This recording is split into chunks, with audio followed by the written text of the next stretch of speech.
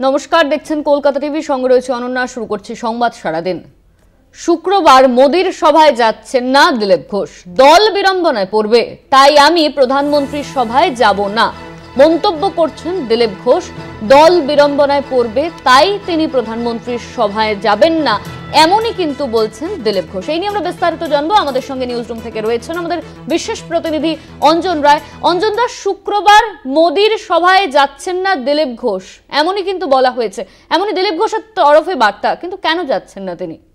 দেখো, আমার কাছে যদি এই মুহূর্তে তুমি ব্যাখ্যা চাও, আমার পরিষ্কার ব্যাখ্যা যে দিলীপ ঘোষ ভয় পেয়েছে।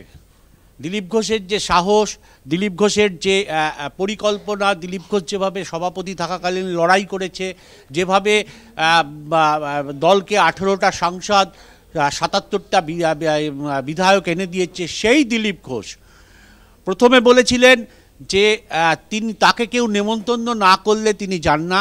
সেটা বলেছিলেন নরেন্দ্র মোদী যখন উত্তরবঙ্গ সফরে করেছিলেন এবং অমিত শাহ যখন নেতাজি ইন্ডোর স্টেডিয়ামে এসেছিলেন।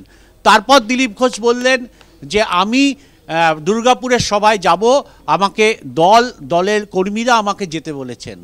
আজকে দাঁড়িয়ে ঠিক 24 ঘন্টা আগে দাঁড়িয়ে দিলীপ ঘোষের ভোল পাল্টে গেল।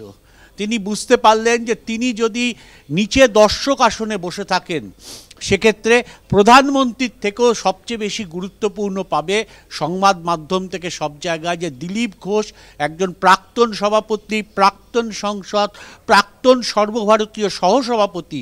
তার মঞ্চে জায়গা হলো না, তার জায়গা হলো দর্শক আসনে। সম্ভবত সেটা দলবিরোধী কাজ হয়ে যেতে পারে, ভবিষ্যতে দল তাকে শোকস করতে পারে, তাই কিছুটা ভয় পেয়ে দিলীপ ঘোষ পিছিয়ে আসলেন।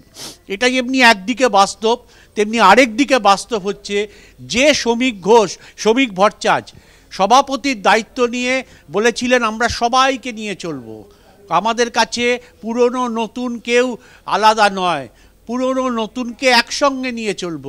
এবং তিনি প্রথম 48 ঘন্টার মধ্যে সভাপতির দায়িত্বের পর দিলীপ ঘোষকে রাজ্য অফিসে ডেকে কথা বলেছিলেন, তাকে বড় দায়িত্ব দেওয়া হবে বলে ঘোষণা করেছিলেন।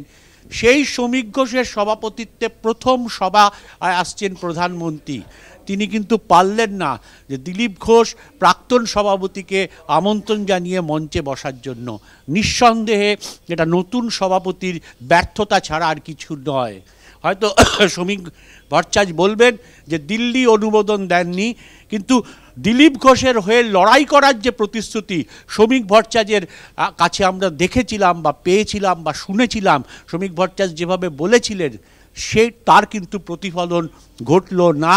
দিলীপ ঘোষ সরাসরিভাবে আজকে জানিয়ে দিয়েছেন যে তিনি যাচ্ছেন না, কারণ দল বিড়ম্বনায় পড়বেন। তিনি মনে করছেন যে তিনি যদি দর্শক আসনে নিচে বসেন, সেক্ষেত্রে মঞ্চে যারা বসে থাকবে তাদের দিকে হয়তো খবর না হয়ে খবর তাকে নিয়ে হতে পারে, তাই আপাতত তিনি যাওয়া স্থগিত রেখেছেন। কিন্তু দিলীপ ঘোষ দুর্গাপুরের কাছেই কোনো একটা হোটেলে রয়েছে এবং তিনি কালকেও সেখানে থাকবেন বলে আমরা জানতে পারছি। এটা নিঃসন্দেহে বিজেপি কর্মীদের কাছে যে ঐক্যের বার্তা পৌঁছচ্ছিল শ্রমিক ভট্টাচার্য সভাপতি হওয়ার পর, সেই বার্তায় কিন্তু বড় আঘাত আনল এবং নিঃসন্দেহে দিলীপ ঘোষের কর্মীরা এতে ক্ষুব্ধ। ফলে বিজেপির ক্ষেত্রেও একটা ফেস লস হলো বলা যেতে পারে। ধন্যবাদ অঞ্জন দা। আমাদের সঙ্গে সরাসরি নিউজরুম থেকে ছিলেন আমাদের বিশেষ প্রতিনিধি অঞ্জন রায়।